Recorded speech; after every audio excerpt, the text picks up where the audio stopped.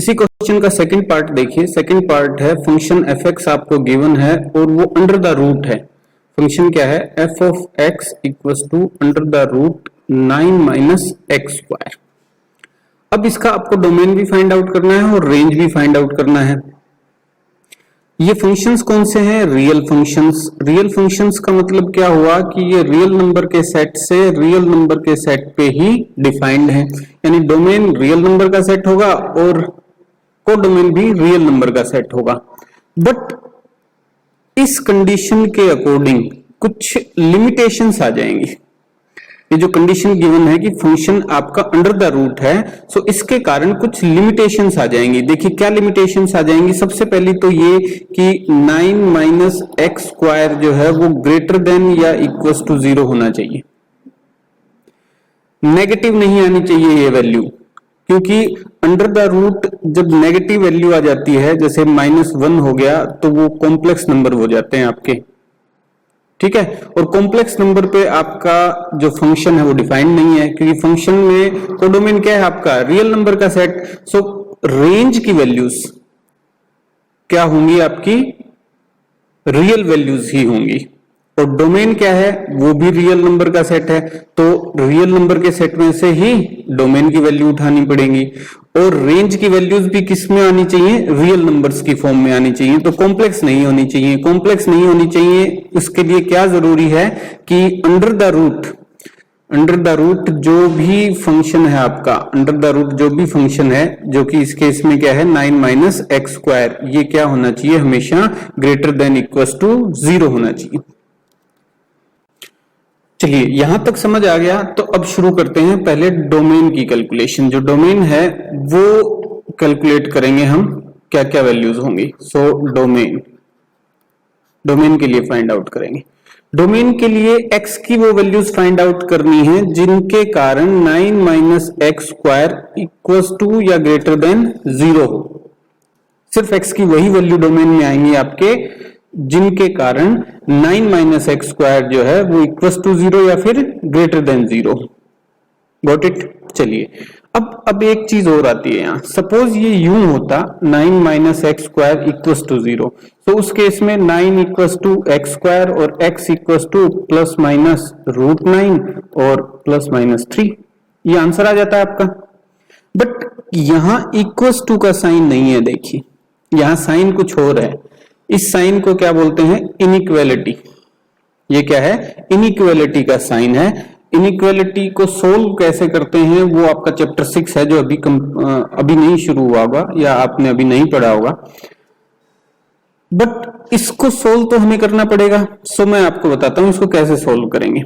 देखिए ये तो हम तब करते जब इक्वल टू का साइन होता। इनइक्वालिटी का साइन है तो हम क्या करेंगे? हम इसके फैक्टर्स लेंगे। 9 माइनस एक्स स्क्वायर को क्या लिख सकते हो आप? 3 square minus x square greater than equal to 0।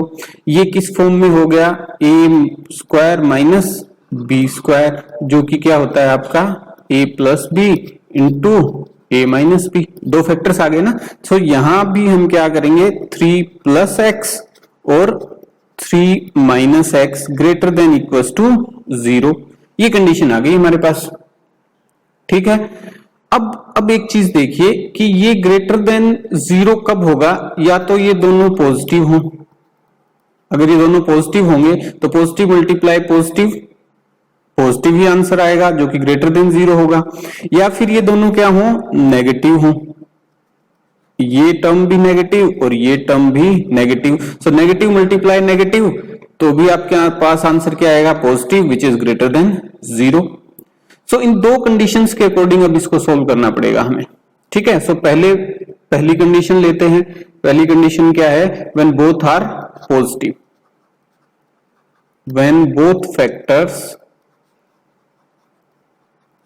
Are positive, दोनों फैक्टर आपके पॉजिटिव हैं, यानी 3 प्लस एक्स भी ग्रेटर देन इक्वल टू 0 या और 3 माइनस एक्स भी ग्रेटर देन इक्वल टू 0, ठीक है।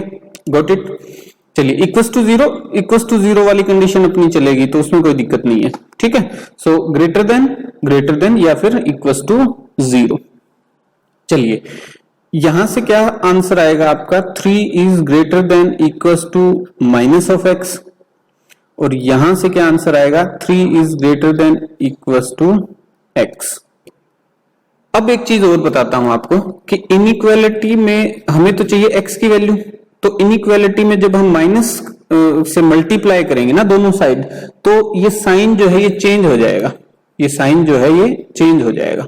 क्यों चेंज हो जाएगा वो भी बताता हूं आपको। देखिए आपके पास 4 है, 4 इज ग्रेटर देन 3, दोनों साइड आप माइनस से मल्टीप्लाई कीजिए, सो -1 से मल्टीप्लाई कर दिया आपने, -1 से मल्टीप्लाई कर दिया, ये हो गया -4 और ये हो गया -3। अब इस साइन का क्या होगा, इनइक्वालिटी वाले साइन का क्या होगा, क्या ऐसे ही लगाऊं कि -4 इज ग्रेटर देन -3, तो गलत हो जाएगा। तो -4 इज लेस देन -3, ये सही रहेगा। यानी कि दोनों साइड नेगेटिव से मल्टीप्लाई करने पे आपका साइन भी क्या हो जाएगा, चेंज हो जाएगा। ठीक है, गॉट इट। सो यहां भी क्या करूंगा मैं, नेगेटिव से मल्टीप्लाई करूंगा, so -3 is less than equals to x, क्योंकि इधर माइनस से मल्टीप्लाई किया तो प्लस का x आ गया। ठीक है, सो एक कंडीशन ये आ गई कि x is greater than equals to -3, और एक कंडीशन ये आ गई कि x is less than equals to -3। तो इनको हम यूं लिख सकते हैं, x is less than equals to 3 and greater than equals to -3। Got it. ठीक है, यहां से ये कंडीशन आई अपने पास। ठीक है, दूसरा अगर इसको रियल नंबर के सेट के सबसेट की फॉर्म में लिखूं तो ये कुछ ऐसे आएगा आपका, -3 to 3। ठीक है, -3 से 3 तक क्लोज्ड इंटरवल हम यूज करेंगे। ओके, सेकंड केस क्या था हमारा कि दोनों नेगेटिव हैं। सो सेकंड केस क्या है अपना कि बोथ फैक्टर्स आर नेगेटिव। वो पॉसिबिलिटी भी तो हमें देखनी पड़ेगी ना, क्या पता उससे हमारा आंसर ज्यादा सही आता हो। ठीक है जी, फैक्टर क्या है अपने, 3 प्लस एक्स और 3 - एक्स। So 3 plus X is less than equals to 0 और 3 - X is less than equals to 0।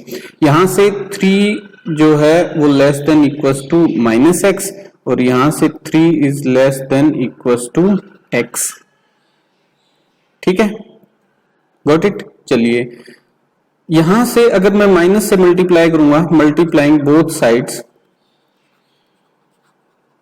Multiplying both sides by -1।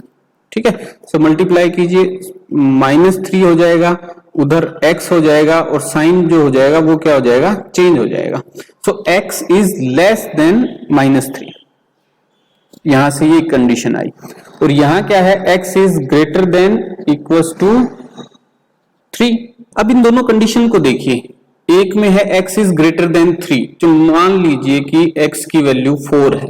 ठीक है, x इक्वल्स टू 4 है। सो 9 - x स्क्वायर में जब 4 रखूंगा मैं, सो ये आ जाएगा 9 - 16 विच इज इक्वल्स टू -7, और रूट में -7 क्या हो जाएगा आपका, कॉम्प्लेक्स। तो ये पॉसिबिलिटी नहीं ले सकते हम, यानी कि ये कंडीशन नहीं होगी हमारी सॉल्यूशन में, डोमेन के सॉल्यूशन में कंडीशन नहीं होगी।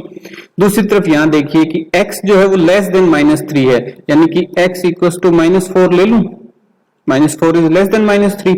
इस केस में भी देखिए 9 - -4 का स्क्वायर, सो 9 - 16, फिर से आपके पास क्या बच गया, -7, और अंडर रूट माइनस आ जाएगा तो फिर आपका कॉम्प्लेक्स हो जाएगा। सो ये कंडीशन भी नहीं ले सकते।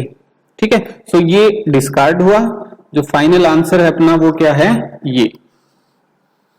सो डोमेन इज -3 to 3। चलिए अब कैलकुलेट करनी है range, range of function. Range of function 9 - x square. So इसकी रेंज क्या होगी, f of x equals to √9 - x square.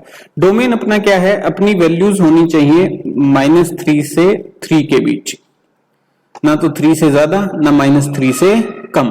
सो इसमें क्या वैल्यूज पुट कर सकता हूं? -3 पुट किया, मान लो लेट x इक्वल्स टू -3, तो उस केस में क्या हो जाएगा? f of -3 equals to under the root 9 minus -3 का square equals to 9 - 9, answer is 0। ठीक है, सो रेंज में एक एलिमेंट आ गया आपका 0। ऐसे ही अगर आप इसमें 3 पुट करेंगे तो भी आपके पास क्या आएगा? 0 आएगा। 0 पुट करके देखता हूं, ठीक है जी, 0 पुट कीजिए, देखिए क्या आंसर आएगा। f of x equals to under the root 9 minus 0 square which is equals to 9 minus 0 which is equals to root 9, और वो आएगा 3। ठीक है, -3 नहीं लिखेंगे अब यहाँ, 2 नहीं लिखेंगे, क्योंकि 9 माइनस एक्स स्क्वायर जो अंडर द रूट था उसको हम पहले ही क्या मान चुके हैं? Equals to greater than 0। Okay, so 3 आ गया, सो एक आंसर आ गया 3। तो ये हो गई आपकी रेंज, इससे बाहर कोई वैल्यू नहीं मिलेंगी आपको। 0 पुट करने पे आपको आंसर 3 मिल जाएगा, और -3 या 3 पुट करने पे आपको 0 मिल जाएगा। ठीक है, बीच की कोई वैल्यू पुट करते हैं, मान लीजिए आपने 2 पुट किया, x की वैल्यू -2 पुट किया, x की वैल्यू -2 पुट की, तो f of x -2 equals to under the root 9 minus 2 का square which is equals to root 9 - 4 अंडर रूट 5, ये आंसर आ जाएगा। सो 0 से बड़ा है और 3 से छोटा है ये। ऐसे ही आप अगर x की वैल्यू 2 पुट करेंगे तो भी आपके पास आंसर में क्या आ जाएगा? रूट 5 आ जाएगा, 0 से बड़ा और 3 से छोटा।